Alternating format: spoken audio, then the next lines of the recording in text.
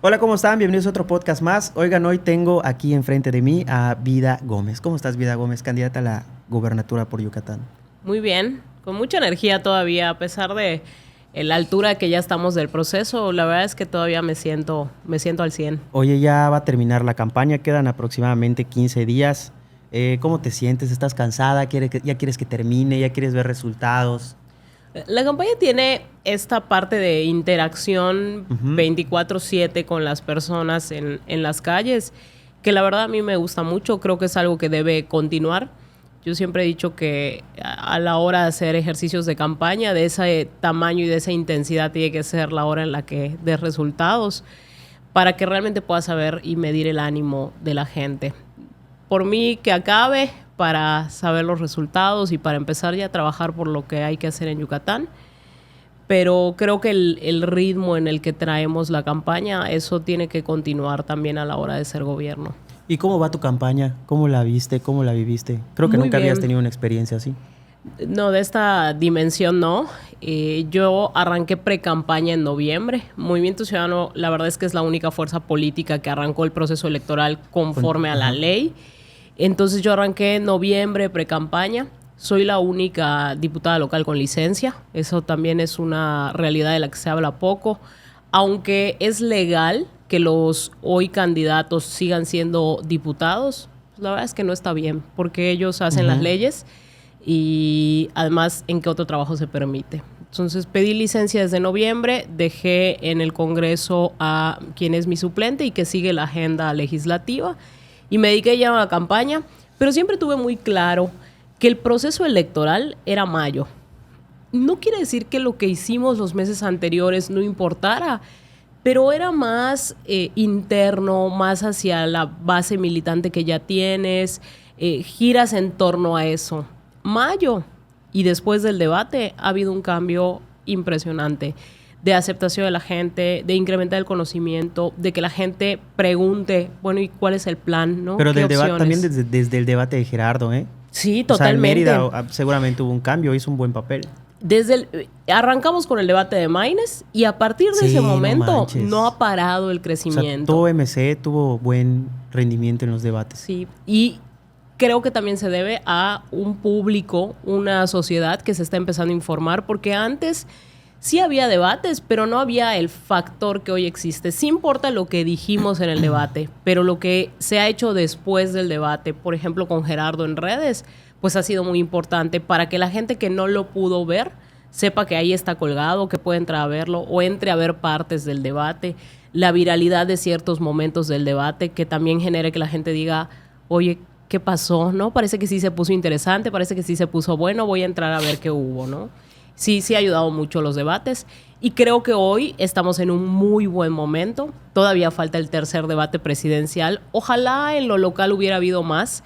Tuvimos muchísimos encuentros los candidatos a gobernadores con cámaras, con asociaciones civiles, pero al final no en el formato y con la magnitud de difusión que tiene el que organiza la autoridad electoral. Ojalá hubieran habido más, porque yo siempre he dicho que eso le permite a la gente tomar mejores decisiones, pero estoy convencida que el debate presidencial que viene va a ser también la diferencia.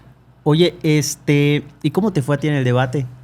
Muy bien, yo creo ¿Cómo que sientes? O sea, yo lo vi, pero la verdad es que o sea, para mí fue el mejor debate que he visto, ¿eh? Digo, no creo que se supere al donde ha participado el Bronco, Andrés Manuel y sí, Anaya, claro. pero de estos debates que han habido últimamente, o sea, sí me gustó más que hasta los presidenciales, ¿no? Yo fui muy clara primero a presentarme a Yucatán con todas las personas que no me conocían. También fui muy clara a hacer propuestas específicas de cada tema y contraste inteligente. Es decir, yo traía muy claro que tanto Guacho como Renan iban a sacar trapitos sucios de quién había robado más en sus Sí, tú encargos estabas en fuego cruzado. en fuego cruzado y no era mi contexto. O sea, a mí no me pueden señalar de nada de lo que entre ellos estaban señalando.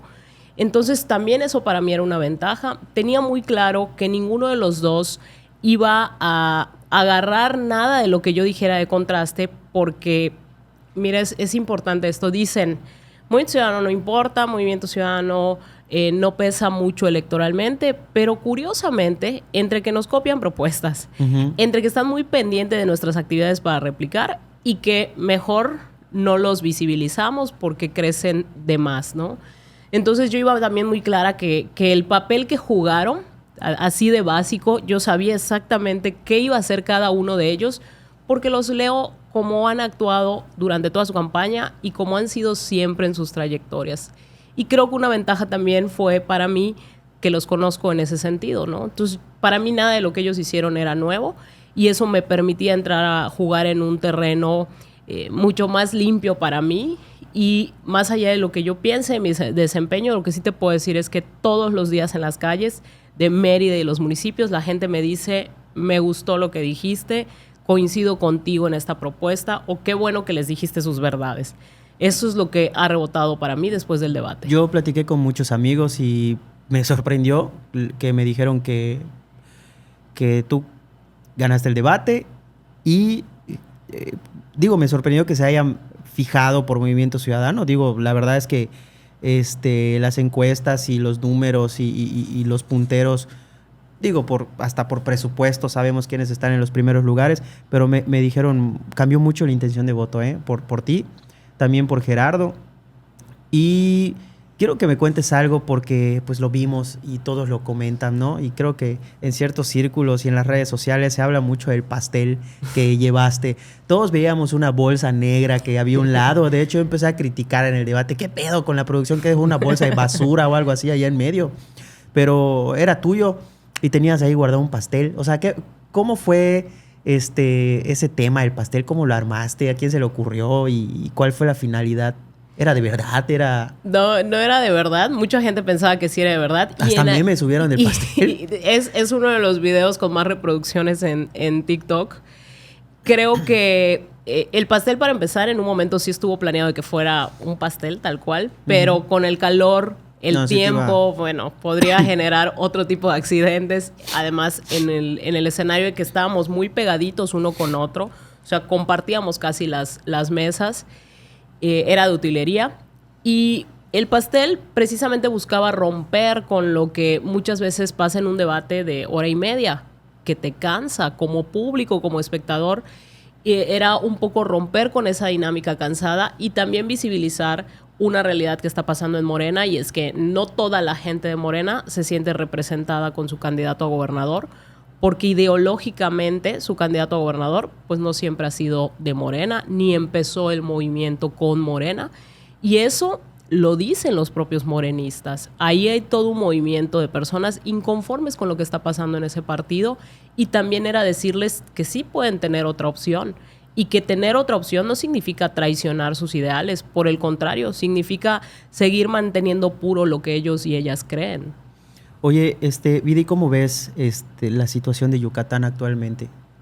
¿Cómo ves a Yucatán? Me imagino que has hecho recorridos. En muchos temas, Yucatán está mejor que otras partes del país. Eso es una realidad. Y por eso también he dicho que para gobernar Yucatán no puedes llegar a borrar todo. Cabe recalcar que Vila es de Movimiento Ciudadano también. Él ganó en una alianza PAN-Movimiento Ciudadano. Y yo creo que hay cosas que esta administración ha hecho bien. Eso es una realidad. Y te digo, yo creo que no tiene nada de malo admitirlo, porque parte de la política tradicional se hace queriendo decir que, como es de otro partido, hay que criticar todo. No, yo creo que hay cosas que se han hecho bien, pero sin duda hay muchas otras cosas en las que hay que avanzar. ¿Y qué te dicen en los pueblos, en los municipios? Yo de entrada te digo, los números dicen que casi la mitad de la población sigue viviendo en pobreza. ¿Y qué dice la gente? Un sistema de salud colapsado. Todos están diciendo eso, salud. Y también el segundo tema importantísimo es, no les alcanza. A la gente en Yucatán ya no le está alcanzando con lo que gana para vivir, con una de las canastas básicas más caras del país, y que tienen que tener 3 o 4 trabajos para lograr salir adelante, y eso no es calidad de vida. Entonces, esos dos temas creo que son urgentes de atender en Yucatán. No son los únicos. Por ejemplo, se habla mucho en Yucatán de seguridad, pero ahí también tenemos áreas de oportunidad. Hablando un poco, antes de llegar a la seguridad, hablar un poco del tema de las canastas básicas más caras de Yucatán. Yucatán es un estado que se está encareciendo. O sea, prácticamente la mitad de su población tiene que vivir en chinga y con un buen salario, porque, pues, imagínate, vivimos en la ciudad más cara de México, o una de las más caras. Obviamente me imagino que tienes pensado algún, no sé, medicina para ese tema, ¿no? O sea, has visto que Yucatán ha recibido o tiene una de las promociones más peligrosas para su propio estado. La gente que viene a vivir de otros lugares, obviamente corriendo o huyendo de la inseguridad, pero quizá vienen por otras cosas, no lo sé. La gentrificación, eso son cosas que encarecen. No sé, tú tienes... Son cosas que encarece. Gentrificación, definitivamente uno. La propia especulación inmobiliaria, que también ha encarecido la vida en nuestro estado, el acceso a la vivienda. Pero Yucatán no va a dejar de crecer. Y lo otro es que yo veo dos campañas, la de el PRIAN por un lado, la del Primor por el otro. Ambas campañas hablándole a un público 100% de personas que nacieron en Yucatán y se olvidan de todo el otro Yucatán. Y todo el otro Yucatán, que son las personas que no nacieron aquí, pero que decidieron venir a vivir a Yucatán, ya ponen distritos locales, ya ganan distritos federales por la cantidad de electores que son. Y no asumir que en Yucatán ya estamos todas y todos y gobernar con esa visión es parte del problema. Porque en materia económica, ¿qué ha pasado? Nos presumen como que somos el tercer lugar en traer inversión a nuestro estado. Qué bueno que venga la inversión a Yucatán, pero no se está planeando. Oye, ¿quiere venir una cervecería? Bienvenido. Oye, ¿quiere venir una empresa de autos? Bienvenido. A ver, stop. ¿Quién necesitamos que venga? ¿A qué viene? ¿Y cuáles son las condiciones? No, o sea, vente, pero puta, paga bien, ¿no? Paga bien, no a costa de los recursos naturales. No te chingues el agua, o sea, puta, no lo contamines, o sea... Eso no se está haciendo ahorita de esta forma. Lo que pasa hoy es que llegan, se instalan, hay problemas sociales ya en esas instalaciones, es decir, tampoco hay diálogo con las comunidades. La gente de Junucmán me ha dicho, vida, nadie nos preguntó, hoy ya se instaló aquí una empresa en la que nadie quiere trabajar. Y si tú ves las bolsas de empleo, sí, empleo en Yucatán sí hay, pero nadie quiere trabajar en esas empresas. De hecho, en Yucatán, irónicamente, creció la informalidad. Es decir, hay más personas hoy diciendo, yo no quiero entrar a trabajar a esas empresas. Si planeamos quiénes vienen, si ponemos reglas en quienes vienen, para que ahí entren a trabajar personas jóvenes, entren a trabajar mujeres, entren a trabajar personas con discapacidad y con empleos bien pagados, entonces sí, nos podemos dar en Yucatán un giro histórico en los salarios que se vienen pagando. Y me van a decir, oye, vida, pero es que ya no van a querer venir, porque si tú pones todas esas medidas, ya nadie va a querer venir a Yucatán. Falso. Yucatán está bien conectado por aire, por mar y por tierra. Yucatán tiene hoy la ventaja de estar en el punto en el que si elegimos quienes vienen, las empresas van a seguir llegando. ¿Por qué? Porque hay poder adquisitivo para venir a instalarse. Entonces, esto se puede planear y sí se puede hacer este giro. Me parece que lo que ha pasado también es que la administración actual, cuando llega al gobierno, elimina la Secretaría del Trabajo con pretextos de ahorrar y lo que siempre se dice, pero desapareció la agenda de derechos laborales y necesitamos atender nuevamente la agenda de derechos laborales porque ahí viene uno de estos puntos, que es el que te digo, de mejores salarios para Yucatán. En el tema de seguridad en Yucatán, obviamente ya ves que comentaste que los candidatos con los que compites pues, prácticamente le quieren prender una veladora al comandante Saidén. ¿Cómo ves esa parte? ¿Tú, por ejemplo, lo considerarías para tu gabinete? ¿Tienes en cuenta otras opciones? Mira, yo he trabajado con el comandante Saidén, fuimos compañeros de gabinete y juntos desarrollamos en su momento una política pública específicamente para el Si Tomas No Manejes. Y luego me tocó estar con él, pero ahora yo del otro lado, en las glosas del informe, y la verdad es que también siendo muy crítica en temas más que de seguridad y justicia. Y yo hoy, ¿qué veo en el tema de seguridad? Veo que el comandante es quien ha estado a la cabeza de los esfuerzos de seguridad. Sin embargo, lo que es exitoso en seguridad es que no importa qué partido ha gobernado, el presupuesto que se le ha dado a la seguridad de Yucatán siempre ha ido hacia arriba. Es decir, le hemos puesto más dinero a la seguridad. Hemos avanzado todavía más en los derechos laborales de los policías de nuestro estado. Uh-huh. Eso es el modelo exitoso. ¿Qué tenemos que hacer ahora? Tenemos que llevar el modelo exitoso a los policías municipales. Y esto que te acabo de decir lleva 2 años por lo menos diciéndolo el comandante Saidén en informes públicos, señalando todas las áreas de oportunidad que hay en las policías municipales, porque si no, nunca van a ser suficientes la cantidad de policías estatales que tenemos si no fortalecemos los municipales. Además, déjame decirte que para mí y para Movimiento Ciudadano, la visión de seguridad no son los policías, es que no haya delitos. Entonces, para mí es irónico ver, y se los he dicho de frente, tanto a Renan como a Huacho, oigan, no sean ridículos, no puede ser que nos pregunten estrategia de seguridad y solo nos digan, voy a ratificar al comandante Saidén. A ver, el comandante tendrá que tomar la decisión que él considere. Eso no pueden depender de él. No puede, somos finitos. Y si no hay comandante, se acaba la seguridad, no puede pasar eso. Eso no es ni liderazgo ni una respuesta en materia de seguridad. Oye, que el comandante debe seguir al frente, la invitación está. ¿Quién no quiere al comandante aquí y en todo el país, no solo aquí? Sin embargo, también hay en la policía estatal muchas personas que tienen la capacidad de poder estar al frente. Entonces, no nos cerremos únicamente a una persona, a que si él quiere y él decide, será una decisión que tome él. Pero creo que no se vale ni estar jugando con el nombre de una persona, ni asentarle la responsabilidad que implica la seguridad del Estado, porque tenemos que ir por más. Qué visión tan pequeña y absurda es la que nos están dando los otros. Y eso es lo que yo le he invitado a la gente a analizar. ¿Cuál es la propuesta de fondo? Porque no es el nombre de una persona. Es como que dijéramos que si un gobernador sigue al frente el mismo siempre le va a ir bien a Yucatán. Eso es un absurdo. Oye, y yo quiero hacerte una pregunta en el momento que llegue el 2-3 de junio y te enteres que los resultados te favorecen o no te favorecen. Haz de cuenta que si te favorecen, ¿qué es lo primero que vas a hacer? Si me favorecen... ¿Tienes pensado eso? Sí, por supuesto. O sea, ¿sí ves la posibilidad, Vida, que tú puedas ganar las elecciones para Yucatán? Es que quien asume ser candidato o candidata a un cargo tan importante como gobernar Yucatán, tiene que estar listo y lista.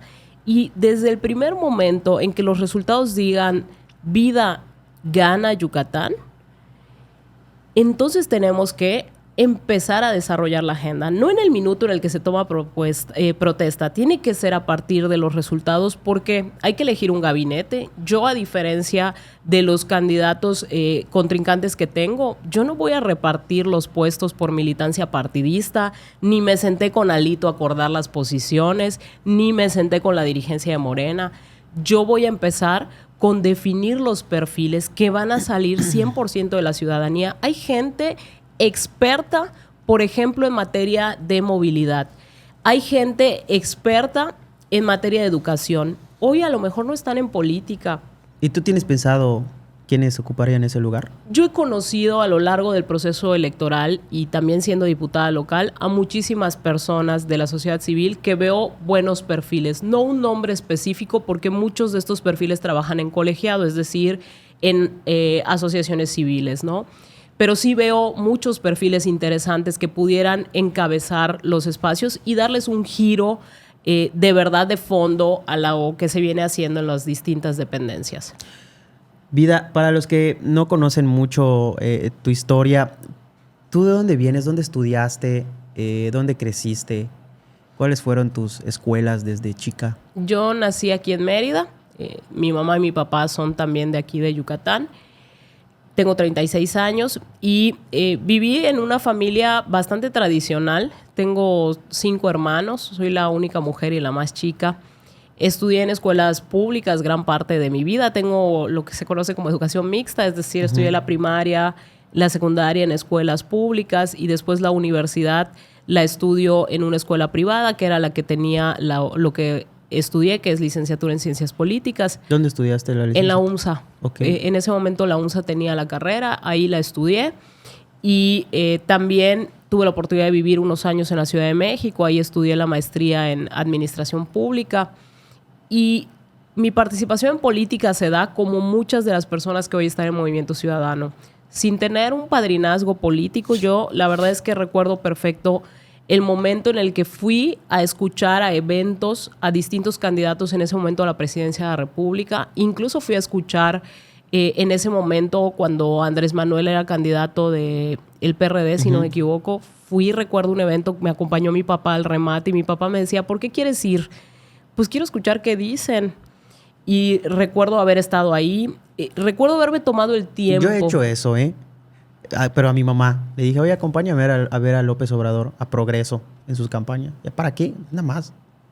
¿Sabes? O sea, para que no me cuenten qué es. O sea, quiero realmente saber qué pasa en la política. Porque para mi mamá y mi papá, sí, cuando les dije que me interesaba la política, me decían, pero vida, ahí nadie te va a hacer caso si no venimos de una familia política, ni somos una familia de poder económico en Yucatán. No veo manera en que puedas avanzar ahí. Y fíjate que mis papás son bastante positivos, bastante echados para adelante, pero cuando les hablé del tema de que yo quería hacer una carrera en la política, sí fue como lo vemos complicado.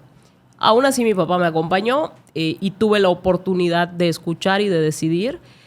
Nunca lo he dicho y ahí te lo voy a decir a ti, pero mi primer voto presidencial fue para Patricia Mercado. Yo por ella voté en ese momento. Y qué curioso, hoy milito en un partido en el que está Patricia Mercado. Ahora sí que si me preguntaras en ese momento, lo planeé, lo pensé, para nada. Creo que a mi generación le tocó crecer donde solo habían dos opciones. Un partido de derecha, un partido de izquierda. Bueno, de centro izquierda no había mucho para dónde. Y también me tomé el tiempo de decidir si quería hacer política desde un partido o desde el activismo. Y respeto mucho lo que hace el activismo, porque visibiliza, porque pone agenda y porque ha logrado grandes cosas en Yucatán. Pero me di cuenta que tiene un tope. Sí. Y que ese tope es justo la parte de la política dentro de la administración pública o dentro del legislativo. Por eso decidí por entrar a la política desde los partidos políticos. No fue fácil mi historia dentro de la política. La verdad es que me enfrenté muchas veces a retos, a que quisieran silenciar, porque sí pasa que opinas diferente, entonces tú no. Y nunca me dio miedo seguir hablando y seguir haciendo. Yo, por ejemplo, recuerdo haber ido a un proceso interno en la selección de candidaturas a gobernador. Y recuerdo haber genuinamente ido y hacer una pregunta a una persona que quería encabezar una candidatura a gobernador. Y recuerdo que todos me dijeron, ¿por qué lo hiciste? Y yo, pues no es un proceso interno. O sea, no podíamos realmente preguntar y opinar, no. Entonces, para mí eso era como, pues entonces, ¿para qué se gasta el dinero y para qué se hace toda esta simulación si genuinamente no podemos preguntar, ¿no? Entonces, mi forma de hacer política no ha cambiado. Vida sigue siendo la persona que va a preguntar y que va a poner sobre la mesa temas. Lo he hecho ahora también en Movimiento Ciudadano, que déjame decirte que es una plataforma bastante libre, que me siento muy cómoda porque, por ejemplo, como diputada local, nunca Dante Delgado o alguien de Movimiento Ciudadano Nacional levantó el teléfono para decirme, Vida, tienes que votar de esta manera. Y eso yo lo agradezco muchísimo porque no pasa en otros partidos. Sí me han comentado algunos políticos un poco nuevos en otros partidos que sí me dicen que se quitaron de donde estaban porque pues había esa orden, ¿no? O ese tema. Vida, y hay algo que le pregunta a todos. No lo has visto porque no han salido, pero ya los verás. Pero les he preguntado a todos los que han venido, pues que compiten para la gubernatura de Yucatán, y te lo hago a ti. ¿Tú tienes dinero? ¿De qué vives? ¿Vives con lujos, con comodidades? ¿Vives humildemente? ¿Cómo vive su día a día Vida Gómez? Yo, por supuesto, estoy muy clara que en comparación con muchas personas en Yucatán, vivo en una condición de privilegio, sí. ¿Por qué? Pues porque tengo una casa. Hay gente en Yucatán que no tiene casa. ¿Por qué? Porque sé que tengo hoy para comer y hay muchas personas que no. Uh-huh. Entonces, en esa comparación sí, pero por supuesto no vivo como muchos de los políticos de nuestro estado, porque tampoco es mi interés. Yo no soy una persona que esté en política para hacer dinero. No me interesa. Veo más a la política como una actividad para profesionalizar al Estado. Y mi fuente de ingresos real es con un negocio familiar que se dedica a los banquetes. y que en realidad es un negocio que se mueve totalmente en paralelo. Pocas veces también lo platico, pero por ejemplo a mí me toca llevar muchas veces la cuestión contable y ver todo el esquema financiero de la empresa familiar. Eso es realmente lo que hago. Tuve una pausa en política que agradezco muchísimo, que se dio después del proceso electoral del 2018. Yo decido hacerme a un lado porque se enferma mi papá de cáncer y también me toca vivir otra etapa en mi vida muy fuerte que me ha cambiado muchísimo. Creo que si no me hubiera dado esa pausa, si no hubiera vivido todo lo que viví en esos años de hacerme cargo de un momento a otro de todo el negocio familiar, de sacarlo adelante, no podría hoy tener tan claro muchas de las cosas que se viven en nuestro estado. Quisiera que me platiques 2 o 3 temas muy importantes, propuestas que traes en campaña. Si nos puedes platicar un poco al respecto de algo que nos pueda también interesar un poco más de ti. Yo primero quiero hablarte de algo que es global y que tiene que ver con todas las propuestas, y es la visión. Yo creo que todos los candidatos y candidatas, sin importar partidos, tienen alguna buena propuesta. El tema no es ese. El tema es quién tiene el liderazgo de lo que se va a vivir en Yucatán después del 2 de junio para sacar adelante a nuestro estado. No se trata de pelear con el gobierno federal, sin importar quién gane, porque muchas veces puede ganar hasta una persona del mismo partido y a lo mejor no se llevan bien con él o ella, ¿no? Sin importar quién gane, necesitamos una persona que tenga la capacidad de diálogo para sacar adelante a nuestro estado, porque nada funciona si no tenemos el respaldo económico del gobierno federal. Lo segundo en materia de visión es que, y seguramente ahí sí tienen que ver las preguntas y las propuestas, lo has escuchado mucho, que seguridad, policías, salud, hospitales. No, a ver, salud es alimentación, deporte. No es cuántas camas de hospital. Sí, desde las causas. Entonces nosotros vamos a atender la urgencia. La urgencia está colapsado el sistema de salud. Perfecto. Si yo te digo que voy a hacer 100 hospitales, voy a terminar la administración y a lo mejor muchos ni se habrán terminado de construir. Yo tengo muy claro que atender la urgencia en salud es cómo hacemos una alianza con los hospitales privados para que le paguemos a la gente la urgencia, lo que hoy ya está colapsado, en lo que en paralelo construimos hospitales de especialidades en distintas zonas de los municipios, porque sí hay que llevar hospitales a los municipios. Pero si la propuesta solo fuera llevar hospitales a los municipios, la mitad de la administración habrá pasado y no los habremos terminado. ¿Por qué? Porque hacerlos bien lleva recursos y lleva planeación. Entonces, urgente es, vamos a pagarle desde lo privado a la gente lo que se merece y además, por cierto, es más barato hacerlo. Lo segundo es acercar los servicios de salud, ver que los vehículos de traslado sí sirvan para lo que fueron diseñados, tener ambulancias. Los municipios no tienen ambulancias. Y en paralelo construir los hospitales de especialidades que se necesitan en el interior del estado. También necesitamos darle atención integral al cáncer. Esto tiene que ver con la alimentación, tiene que ver con los tratamientos, con los medicamentos. El cáncer no se previene y a veces me preocupa escuchar candidatos que dicen que vamos a atender la prevención al cáncer. No, el cáncer se detecta a tiempo y lo que necesitamos es justo eso. Por ejemplo, en el cáncer infantil, con una detección temprana, logra salvar la vida de los niños y niños. Y ahí te quiero dar un ejemplo. Yo propuse como diputada local la iniciativa para la detección oportuna del cáncer infantil en la infancia y en la adolescencia. Implementarlo costaba 100 millones de pesos. ¿Sabes qué costó 100 millones de pesos? 10 nuevos diputados. Y eso sí se aprobó. Pero esto no se aprobó. Entonces, vuelvo a lo que planteaba. Se trata de nuestra congruencia. Se trata de quién llega así a hacerlo. Porque si no se priorizan temas. Si tú me preguntas, ¿vidas se necesitaban 10 nuevos diputados? Claro que no. Es más, sobran. ¿Cómo piensas cerrar tu campaña? ¿Ya estás pensando en eso? Todavía no. Movimiento Ciudadano hace una campaña muy distinta también a los demás partidos. Priorizamos el encuentro 1 a 1 con la gente, por eso hacemos muchos cruceros. Ahora estamos desarrollando otra de nuestras propuestas que tiene que ver con el tema medioambiental. En Yucatán tenemos mucho calor, sí, y sí hay culpables, porque no se planeó el crecimiento de nuestro estado y nuestra ciudad. Y todo lo que se hizo de infraestructura se hizo por encima del medio ambiente, es decir, quitando árboles, agotando o contaminando el agua. Necesitamos que los árboles que ya hay se mantengan, se cuiden y también sembrar nuevos. Adicionalmente, yo he dicho, necesitamos hacer sombra, infraestructura que haga sombra, porque hoy las personas tienen que esperar 2 horas del transporte público bajo el sol.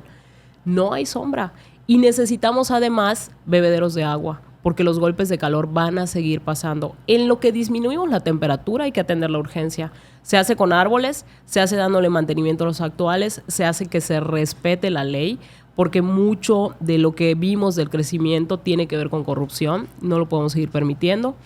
Y también esto que te he explicado se llama refugios climáticos, también es importante los refugios climáticos, el pavimento, el color del pavimento, los materiales y también el de las banquetas. Esto sí hace diferencia, se hace en otras partes del mundo, se logra bajar hasta 1 grado la temperatura aplicando todo esto y ir por medios alternativos de movilidad. Sí, está bien que haya camiones más bonitos, que estén más cómodos, qué bueno, es importante que se mantenga, pero hay que poner más unidades para disminuir los tiempos de espera. Y también te quiero decir, en otras partes del mundo ya no se están usando los camiones. Aquí apenas estamos empezando a modernizar el sistema de transporte público. Yo creo que tenemos que ser un poco más audaces en materia de movilidad. Yo tengo conocidos y conocidas, por ejemplo, diputadas y diputados en otros estados que llegan al Congreso en transporte público. ¿Por qué? Porque hay las condiciones para hacerlo. Viviendo en la Ciudad de México, nunca me vi en la necesidad de tener que tener un automóvil, porque la ciudad está planeada de otra manera, tienes más opciones. Necesitamos más opciones en Yucatán en materia de movilidad. Vida, oye, pues te quiero agradecer pues, que hayas venido. Y también, digo, si hay algún último mensaje que tú le quieras decir a las personas previo a este 2 de junio. Decirle a todas las personas que el 2 de junio tienen la oportunidad de tener una nueva opción en la boleta. Y el que tú decidas y sientas que es la mejor opción, no el que las encuestas impongan ni el que los partidos tradicionales impongan. Estoy convencida que Movimiento Ciudadano tiene una visión de futuro para Yucatán, para darle más y mejores oportunidades a nuestro estado y que por supuesto le demos más vida a Yucatán. Vida, pues muchas gracias por haber venido aquí a esta entrevista. Espero que te la hayas pasado bien. Me la pasé muy bien, puesta para regresar. Pues sí, y ahí si ganas, pues danos la entrevista cuando ya seas gobernadora, porque luego no se olvidan. Ya no dan entrevistas. Ya se vuelven un poco especiales. No, claro que puesta para darlas, porque también hay que modernizar los informes de gobierno y seguramente se te ocurrirán varias ideas de cómo lo podemos hacer. Pues ahí está. Y pues Vida, muchas gracias por venir. Con nosotros estuvo Vida Gómez, es candidata a la gubernatura por Yucatán. Nos vemos a la próxima. Gracias, Vida. Gracias.